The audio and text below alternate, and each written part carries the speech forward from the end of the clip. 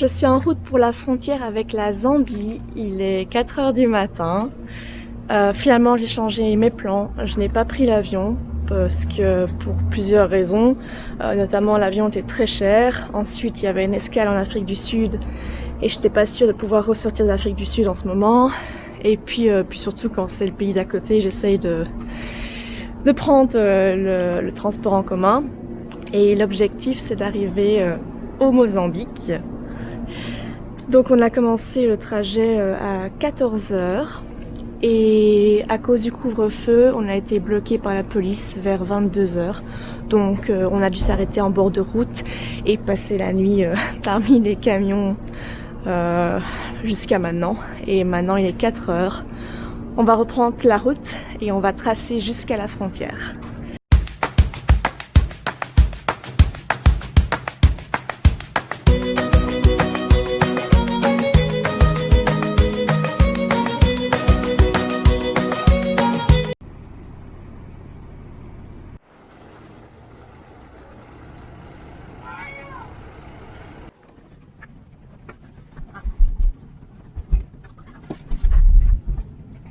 Ça y est, je suis arrivée à destination, 28 heures de route, qui dit mieux?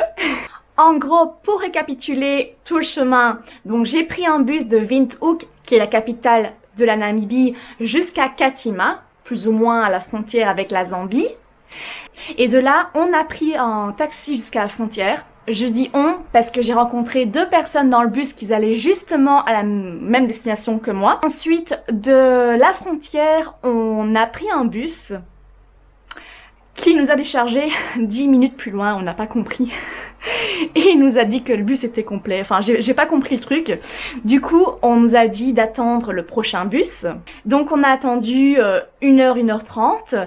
Et le chauffeur du prochain bus nous a dit d'attendre parce que le bus était déjà complet. Donc, il nous a dit d'attendre au cas où s'il y a une place qui se libère. Et dans tous les cas, il nous a dit qu'ils allaient trouver de la place pour nous. Donc, on ne devait pas s'en faire. Dans tous les cas, il y aura de la place pour nous. Bon, pas de problème. Et au moment de partir, donc on est monté dans le bus, au moment de partir, il nous dit finalement qu'on va devoir rester debout pendant plus de 6 heures de route parce qu'il n'y a plus de place. Mais c'est pas possible de rester debout dans un bus 6 heures en sachant l'état des routes. Donc finalement, on a pris le taxi. Donc on a attendu pour rien. Mais ça, c'est pas grave. Donc on a pris un taxi, on l'a partagé à 3. Et le taxi nous a déposé à Livingstone. Il faut savoir que la route de la frontière à Livingstone est chaotique. En plus de ça, il faisait très chaud, c'était pas possible de dormir. Et puis la voiture, ça tremblait en tous les sens. Mais déjà, on a eu la chance de traverser les villages et donc d'avoir des paysages magnifiques autour de nous et surtout d'être plongé directement dans la culture du pays. Et surtout, les gens que j'ai vus, ils marchaient le long de la route pendant des heures, ou les vélos avec une tonne de marchandises sur eux.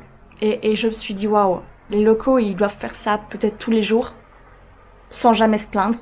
Ils marchent des très longues distances, et c'est juste incroyable. Franchement, à peine arrivé, je me dis, waouh, mais les Zambiens, ils sont... Enfin, les Zambiens, il n'y a pas que, hein. Beaucoup de personnes en Afrique et dans d'autres pays. Et qu'est-ce qu'ils sont courageux de marcher sur de si longues distances sans jamais se plaindre. Et il faisait très chaud. Ah, franchement, en les ayant vus, je me suis dit, waouh, ils sont vraiment courageux.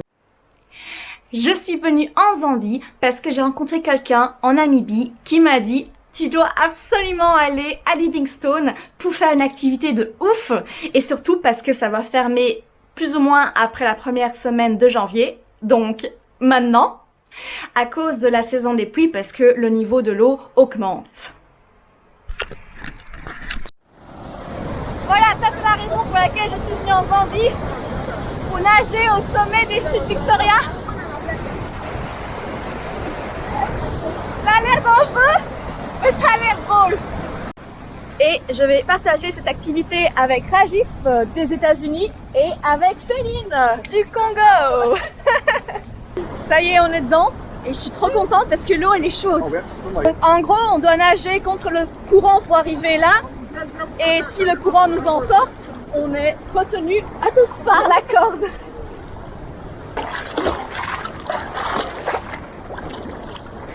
What is it?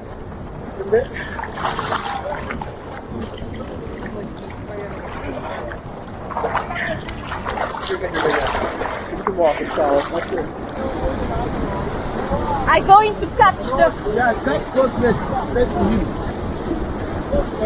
You are sure? Are you sure I can do it? I'm not going there? No, straight there. Yeah, but... Wait. Oh, it was easy! Sorry, it was easy. Turn around.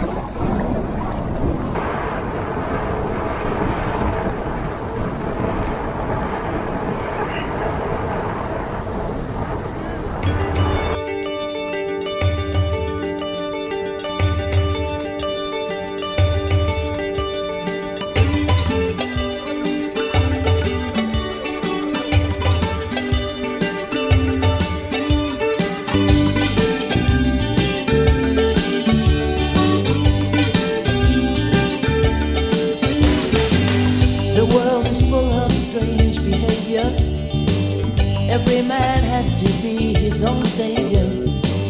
I know I can make it on my own if I try, but I'm searching for a great heart to stand me by underneath. Une autre raison pour laquelle je suis en Zambie, c'est pour faire du rafting.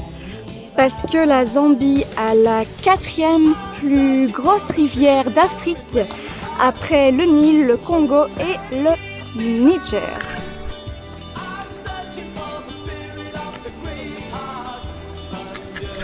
C'est pas méga évident de descendre jusqu'à la rivière. Le chemin est parsemé d'obstacles. On se croirait à Koh Lanta. Koh Zambia.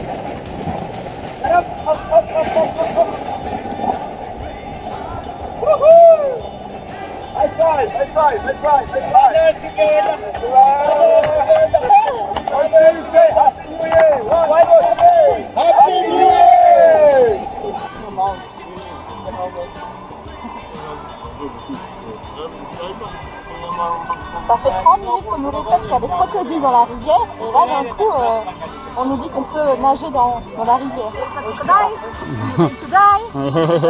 Crocodile was not safe. Crocodile was not safe. Zimbabwe, Zambia. Zambia, Zimbabwe. Zimbabwe, non, Zambia, Zimbabwe. Voilà, on vient de finir, on a fait 15 15 rapids. But they're more than 50. Well, 15 official ones, and we have lots of ABC. Donc on a fait plus ou moins 15 rapides sur 17 km. Et maintenant on va aller nager.